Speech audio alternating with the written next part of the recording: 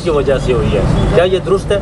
ज़ाहिर है उनके ख्यालात की वजह से हुई है। जिस तरह से गिरफ़्तारी हुई है वो उनके सियासी जो पॉइंट ऑफ व्यू है उनकी उसकी वजह से गिरफ़्तारी हुई है, और इसीलिए जो हमारा नुक्ता नज़र है कि इस तरह के सियासी मुकदमात बनाना और इसके ऊपर गिरफ़्तारियाँ करना आइन के ख़िलाफ़। मरीम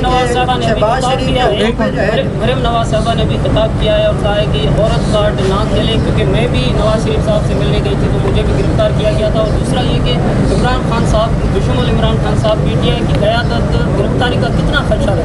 मरियम नवाज़ की गिरफ़्तारी 3.5 साल के ट्रायल के बाद हुई थी। उनका ट्रायल में भी उनको किसी ने हाथ नहीं लगाया। इस वक्त भी जावेद लतीफ़ की जो एक घर से उनके ऊपर करप्शन का केस था 5 साल, हमने उसको अरेस्ट नहीं किया। जहाँ जहाँ पे ख़वातीन इन्वॉल्व थी एक जगह के ऊपर भी अरेस्ट जो है नहीं की गई।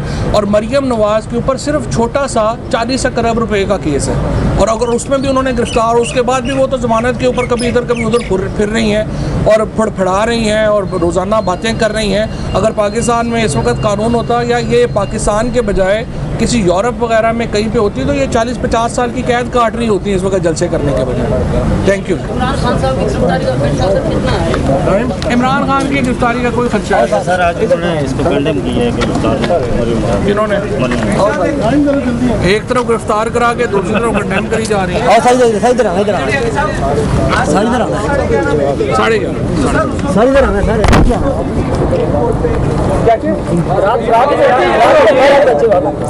आधा घंटा पहले